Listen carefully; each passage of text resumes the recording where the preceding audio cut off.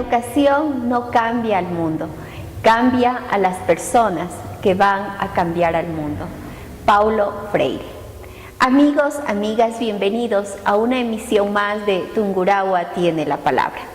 El día de hoy haremos un breve recuento sobre la elección que se dio en la Asamblea Nacional el pasado jueves 14 de mayo, en donde fueron reelectas la presidenta Gabriela Rivadeneira y las dos vicepresidentas Rosana Alvarado y Marcela Aguiñal. De hecho, son 35 leyes que fueron aprobadas en el Pleno de la Asamblea Nacional. Una conformación de leyes la más alta en la historia de todos los congresos y la Asamblea Nacional. Y en la Comisión de los Derechos de los Trabajadores y la Seguridad Social, que tuve el honor de presidir, se aprobaron proyectos de resolución y leyes importantes en beneficio de las y los trabajadores ecuatorianos, entre las que tenemos la Declaratoria de la Semana de Seguridad Social en el Ecuador y la Declaratoria del Día de la Dignidad del Trabajador Azucarero.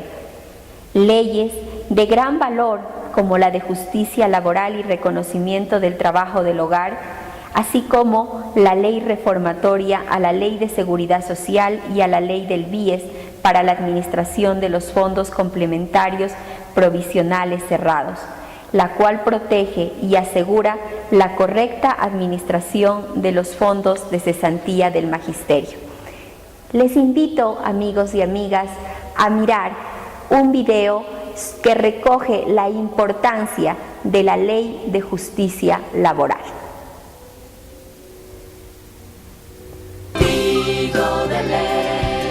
La estabilidad de los trabajadores en sus puestos, la afiliación de las amas de casa a la seguridad social y la garantía del Estado para atender las pensiones del IES son tres de los logros alcanzados a través de la Ley de Justicia Laboral y reconocimiento del trabajo en el hogar.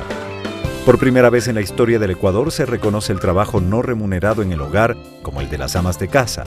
Su aporte será entre $2 y $45 y estará en relación al ingreso de la unidad familiar en la que viven. Con ello tendrán derecho a una pensión jubilar digna de vejez, viudedad, indemnización por discapacidad y en caso de muerte los servicios funerales. Cuando el IES no cuente con los recursos para cubrir las obligaciones de pago del Seguro General Obligatorio y del régimen especial del Seguro Social Campesino, el Estado se compromete a financiarlas en su totalidad a través del presupuesto general. Además, se incrementarán cada año en la misma proporción de la inflación. A fin de garantizar la estabilidad en los puestos de trabajo, elimina el contrato a plazo fijo y mantiene las modalidades de contratos vigentes. Otra forma para garantizar la estabilidad laboral, la declaratoria de ineficaz o nulo el despido de las mujeres embarazadas y de los dirigentes sindicales.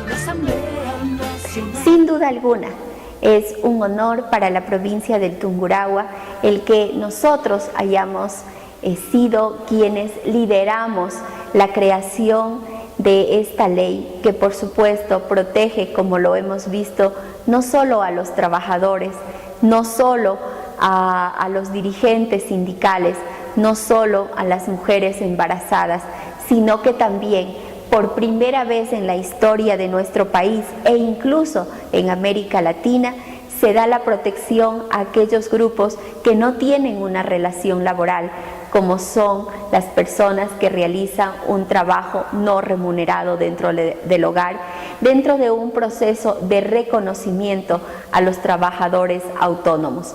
Vamos en este periodo legislativo a seguir reformando la Ley de Seguridad Social y la Ley del Código del Trabajo con el fin de ir garantizando mucho más a aquellas personas que antes no eran visibilizadas y estaban en un espacio de vulnerabilidad. Pero también existe otra ley, aquellas reformas que se dieron al Instituto Ecuatoriano de Seguridad Social y también al Banco del Instituto Ecuatoriano de Seguridad Social. Les invito a ver el siguiente video.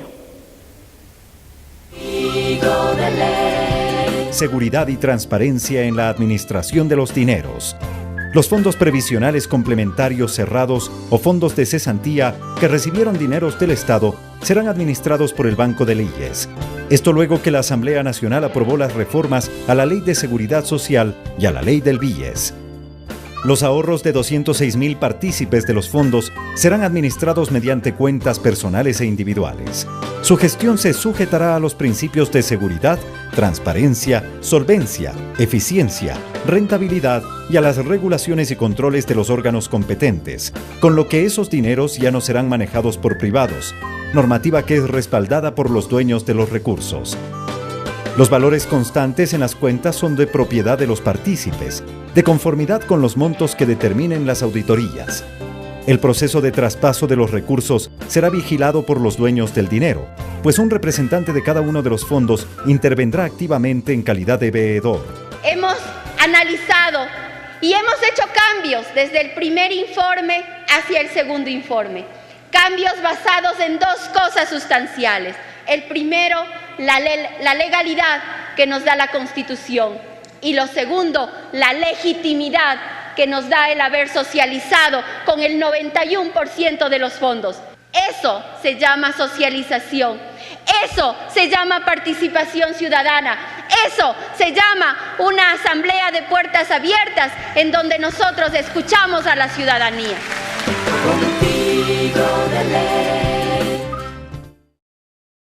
Importante esta propuesta que sin lugar a dudas también se constituye en un hito histórico en nuestro país de absoluta responsabilidad.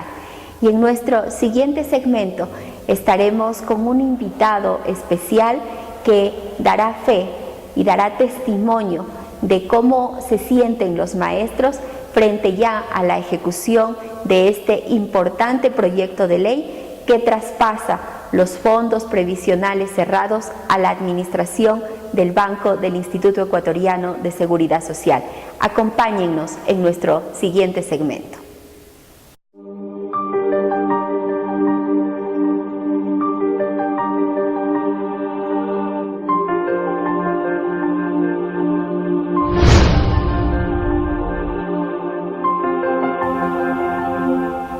Y regresamos a nuestro segundo segmento en Tungurahua tiene la palabra. Amigos, amigas, una de las leyes que sin duda alguna causó incluso un poco de preocupación a los ciudadanos y ciudadanas del país entero es la ley que se promovió reformas al Instituto Ecuatoriano de Seguridad Social y al Banco del Instituto Ecuatoriano de Seguridad Social y que tienen relación con el traspaso de los fondos previsionales cerrados que recibieron dinero del Estado a la administración del Banco del Instituto. Y por supuesto, para que este traspaso se dé, se necesitó de un condicionante, un único condicionante, es el hecho de que hayan recibido fondos del Estado. Para eso, dentro de la Comisión de los Derechos de los Trabajadores y Seguridad Social, se establecieron ciertas reglas y una de ellas es realizar intervenciones por parte de la autoridad de control, que es la Superintendencia de Bancos, quien además debía contratar auditorías externas para determinar si los fondos recibieron o no recursos económicos. Del análisis realizado por las auditorías se ha establecido que son 68 fondos los que han recibido recursos económicos, más de 246.000 partícipes involucrados, de los cuales 141.000 son o pertenecen a los fondos administrados por el Magisterio Ecuatoriano. Y por eso en esta oportunidad tenemos la presencia dentro de Tungurahua tiene la palabra del Magíster Eduardo Mejía. Él es coordinador de la Red de Maestros por la Revolución Ciudadana en la provincia de Tungurahua. ¿Cómo está usted, Magíster? Bienvenido a este espacio. Muchas gracias por la apertura de este importante medio de comunicación. La Red de Maestras y Maestros por la Revolución Educativa está constituido en las 24 provincias, un movimiento democrático, incluyente, que permite la adherencia de maestros y maestras que tengan la convicción de que está en nuestras manos el cambio en la calidad, para mejorar la calidad de la educación, el cambio para mejorar las condiciones de vida de los maestros ecuatorianos. Es por eso que en esta oportunidad me quiero referir concretamente a los fondos de los afiliados del Magisterio Ecuatoriano, que somos alrededor de 141,000 maestros que aportamos a estos seguros. Muchos maestros y bueno, más que los maestros, ciertos políticos y principalmente aquellas personas que en este momento administran los fondos, dicen que los maestros en Tungurahua y en el país entero pues no están de acuerdo con que los fondos de cesantía del magisterio pasen a ser administrados por el BIES. ¿Este sentimiento usted considera que es de todo el magisterio? Seguramente porque existe un desconocimiento de la realidad, sabiendo y conociendo que los señores asambleístas están trabajando por los beneficios de los trabajadores, por los beneficios que no se conculquen en los maestros ecuatorianos. Y desde este punto de vista puedo manifestar que nosotros, la red de maestros, no estamos de acuerdo con esas posiciones de los dirigentes del fondo, ex dirigentes de un movimiento político que ya no existe, y más bien pedimos y hemos acudido varias veces a la Asamblea Nacional para ser recibidos, plantear nuestros requerimientos para que los dineros sean administrados por una institución sólida, solvente, que como es el banco del IES, el BIES. Ahí es donde nosotros podemos sentirnos seguros cuando cesemos en nuestras funciones como maestros y maestras del país. Una de las condicionantes que dentro de la ley nosotros establecimos para que cada uno de los fondos pueda determinar si desea o no seguir bajo la administración es el hecho de la voluntariedad. Los fondos tienen que demostrar que las personas, los partícipes, voluntariamente entregaban sus recursos económicos de cesantía para las administraciones. Usted como maestro podría darnos su testimonio con respecto a si en el magisterio ecuatoriano eso era así, era voluntario, absolutamente voluntario.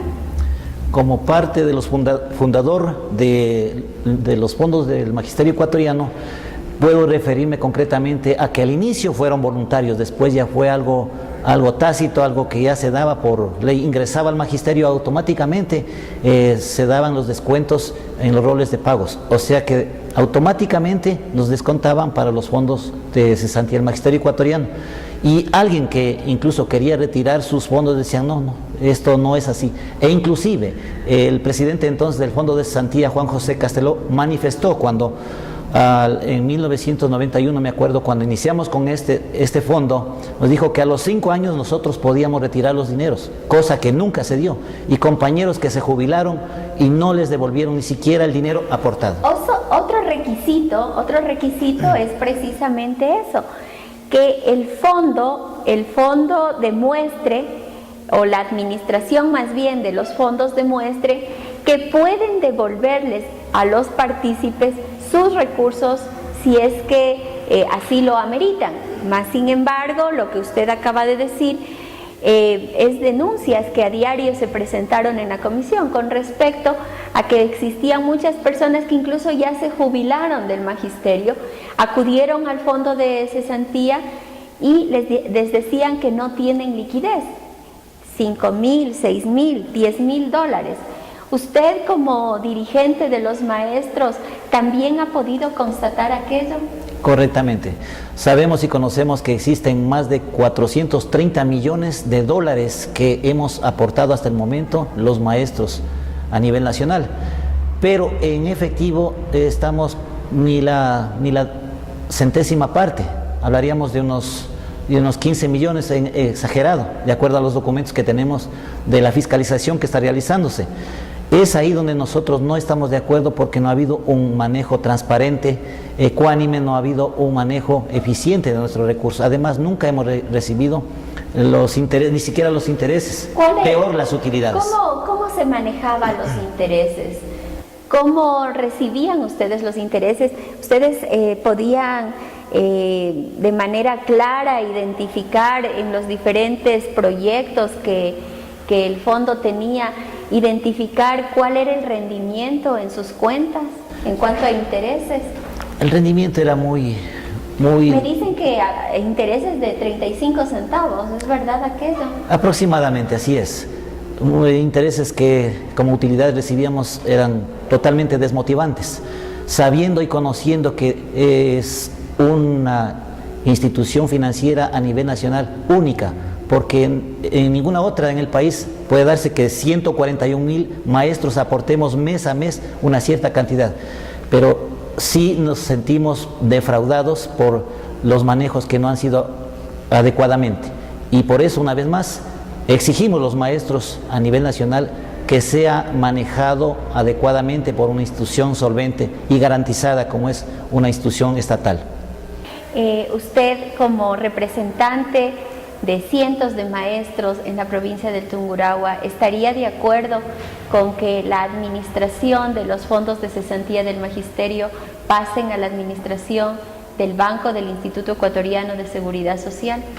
Recalco una vez más, sabiendo y conociendo que las instituciones financieras son garantía para nuestro dinero, obviamente estamos de acuerdo plenamente para que sean manejados esos recursos, nuestros depósitos, que mes a mes los venimos haciendo por una institución estatal como es el Banco del IES, el BIES.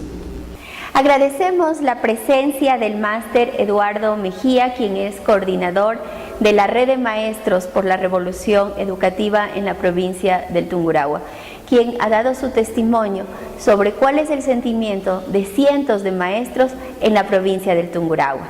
Y en nuestro tercer segmento contaremos con la presencia también de una persona que dará fe de cómo eran administrados los fondos de cesantía del magisterio en cuanto a la edificación de viviendas.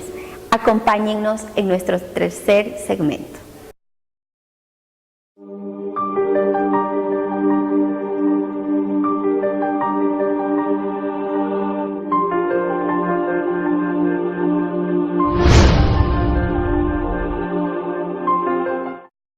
Amigos, amigas, y seguimos en nuestro tercer segmento de Tungurahua Tiene la Palabra. Y otro de los temas que inquietaron a los maestros es cómo va a quedar su situación con respecto a las viviendas construidas para el magisterio ecuatoriano, principalmente por la constructora Sol Vivienda. Debo informarles a ustedes que, de acuerdo al reporte entregado por las investigaciones realizadas, por la intervención realizada por la Superintendencia de Bancos, se nos indicó en la comisión que el 100% de facturación de la constructora Sol Vivienda era exclusivamente del Fondo de Cesantía del Magisterio. Y en el 2014 se les entregó $2.172.565.000. Y este dinero, por supuesto, tú lo que esperas es tener casas muy bien edificadas. Sin embargo, existen muchísimas denuncias sobre la edificación de esas viviendas, y lo más grave de esto es que los constructores, es decir, la compañía Sol Vivienda, no se responsabilizaba de los daños ocasionados en su vivienda.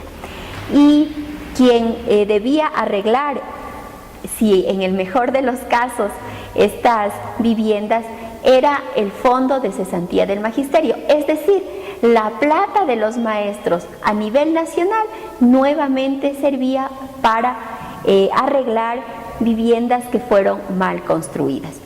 Y en la provincia del Tungurahua no es la excepción.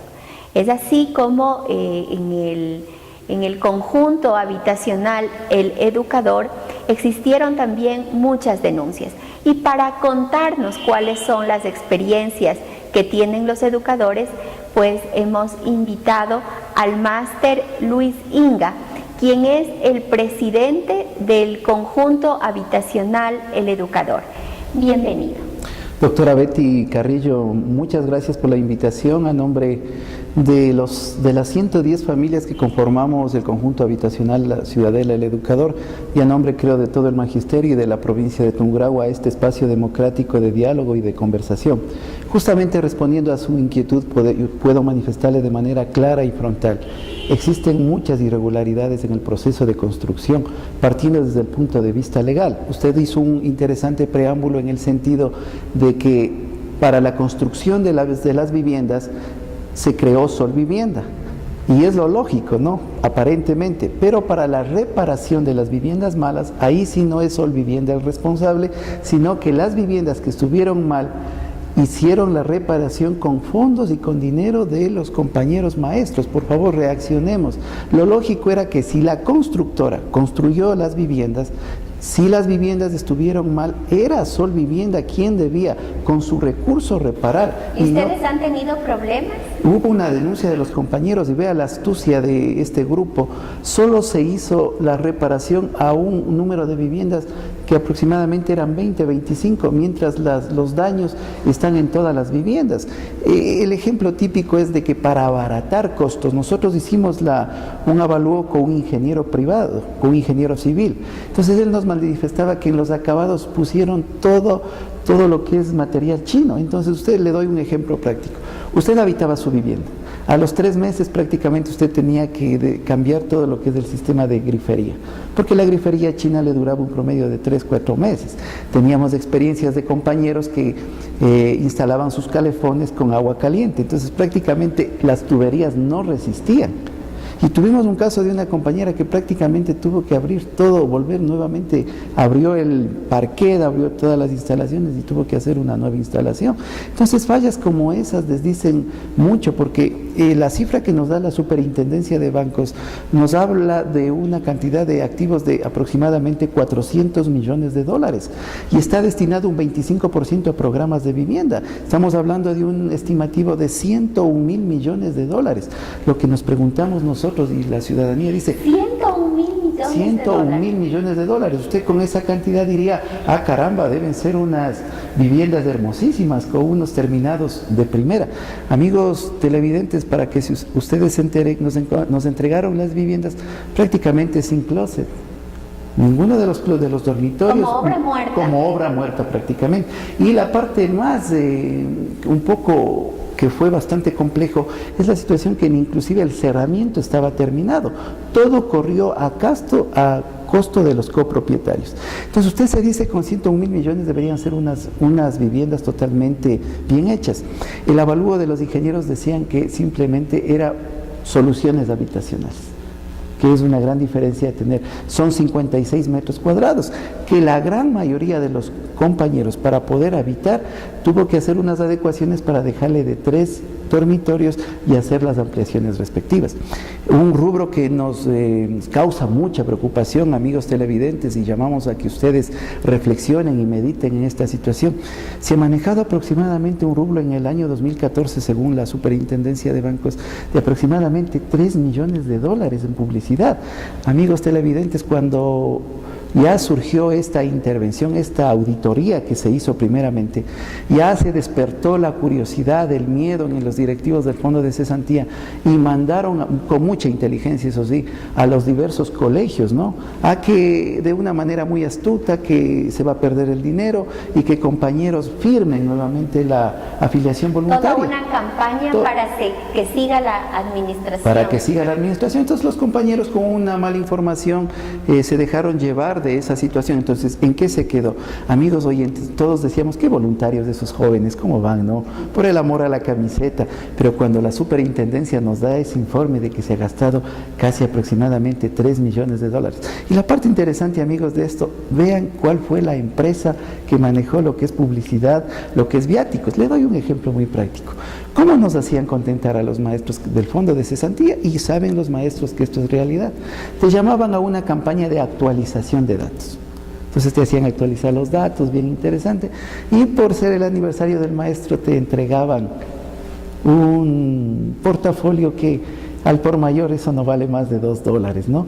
Cuando en gastos de movilización, nuestros queridos amigos directivos del Fondo de Cesantía, es todo en hoteles 3, 4, 5 estrellas, en avión. O sea, entonces, quienes estaban en la administración gozaban de los 400 millones de dólares que aporta el magisterio. claro, y no lo digo yo, ojo, con esta no, situación. es una intervención Es la realizada. intervención de la auditoría.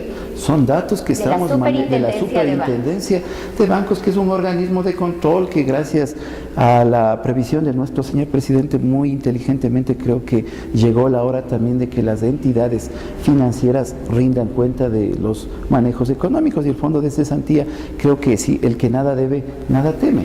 El día jueves tuve la suerte de ser invitada por las familias de quienes ahora están ocupando el condominio El Educador, en donde 80 familias estuvieron ahí presentes, de las 110, 80 familias, en donde existían muchas denuncias, lo que usted acaba de decir, pero también existieron otras denuncias con respecto a que ni siquiera les devolvían el dinero cuando ya los maestros se habían jubilado, es decir, ese fondo de cesantía que se ha generado cuando estás cesante, cuando ya no tienes trabajo, tampoco se les entregaba a los maestros. Sí, hubo la denuncia puntual de una compañera Oña que manifestó, ella ya se acogió al justo derecho después de tantos años de servicio a la jubilación.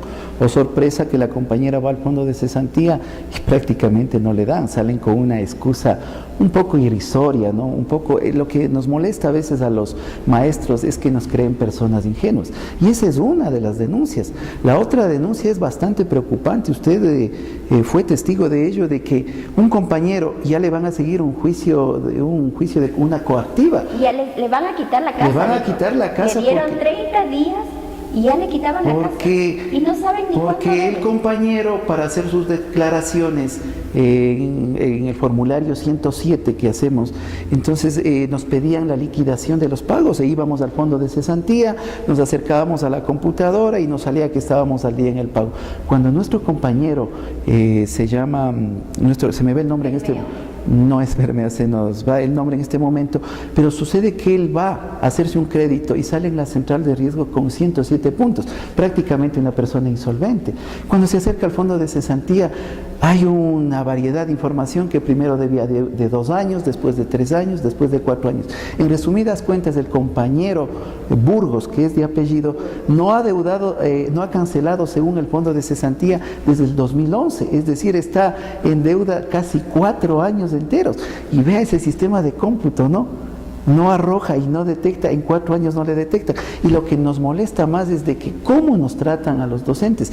El compañero se acerca y le dice que prácticamente él por tener otras deudas. Entonces este tipo de cosas verdaderamente sí nos causa mucho dolor, porque vemos cómo nuestro dinero está siendo manejado de una manera, yo diría, no tan conveniente para los intereses del magisterio. Y para encontrar soluciones y respuestas, en la reunión del día jueves con los ciudadanos y ciudadanas del condominio El Educador, pues le invitamos dentro de nuestra tarea de fiscalización al director del Instituto Ecuatoriano de Seguridad Social de Ambato, quien se comprometió a que una persona nombrada para vigilar y receptar las denuncias esté presente. Una invitación de su parte para que acudan. Primeramente quisiera agradecer la buena voluntad del doctor José Antonio Romero, que él prácticamente nos dio una línea abierta, porque a raíz de que se denunció del compañero Burgos que estamos incumpliendo aparentemente nuestras obligaciones, ya surgió otro compañero también, un compañero Paco Bisuete, que también a él no paga 2 años. Bueno, realmente eran muchísimas. Eran muchísimos, y ahora ya nos creó la duda a todos que el primer paso que el doctor José Antonio Romero va a hacer es que nos va a dar la liquidación total de las deudas. Esperamos con toda sinceridad, doctora, de que no nos encontremos con mayor sorpresas, que sería desagradable saber que nosotros hemos estado al día en nuestros pagos. Y para terminar, muy corto esto, O sea, el Fondo de Cesantía fue creado con el afán de ayudar a los maestros, pero era una institución financiera más. Muchos hablan de que la derecha, de que lucran, de que este tipo de cosas. Le pongo un ejemplo puntual. Usted hacía el convenio como en toda institución para que le descuenten llegado el mes. Ejemplo, si usted tenía fondos de sus otros ingresos, por su negocio, por otra actividad, y a usted le descontaban a partir del 25, 26, 27 ya el descuento de la casa. Se sobreentiende que si usted paga unos días antes, debería haber un descuento, porque es el proceso normal de un proceso económico. Pero si usted se atrasaba 1, 2, 3 días, a veces las situaciones ha habido de que por situaciones financieras del Ministerio de Finanzas se retrasaba 1, 2, 3 pagos, pero ahí sí pues le cobraban a usted el interés de 1, 2, 3, 4 días. Pero cuando usted pagaba antes, no lo hacía. Entonces, amigos televidentes, yo le hago una cordial invitación a que tomemos conciencia de cómo fueron manejados nuestros fondos.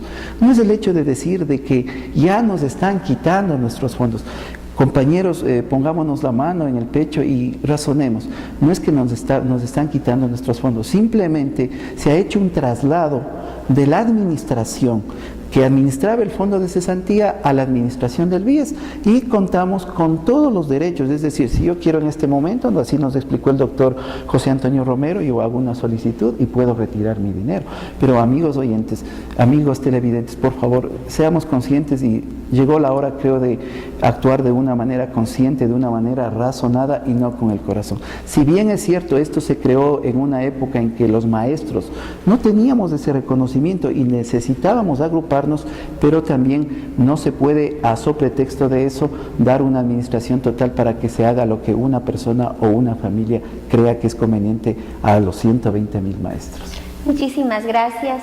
Le agradezco mucho su presencia. Realmente los testimonios que nosotros hemos escuchado, vimos en el video, una de nuestras fortalezas es la socialización, el escuchar a la gente. Y esta ley se hizo precisamente para que los dineros de los maestros y maestras, así como de todos los involucrados en los diferentes fondos previsionales cerrados, sean administrados con absoluta claridad y transparencia. Les hago una invitación para que ustedes se enteren de cómo fueron manejados los fondos de cesantía del magisterio y partiendo de aquello puedan tomar una decisión. Quiero agradecerles a todos quienes nos han acompañado en esta emisión de Tungurahua Tiene la Palabra e invitarles para que la próxima semana nos acompañen en esta permanente rendición de cuentas.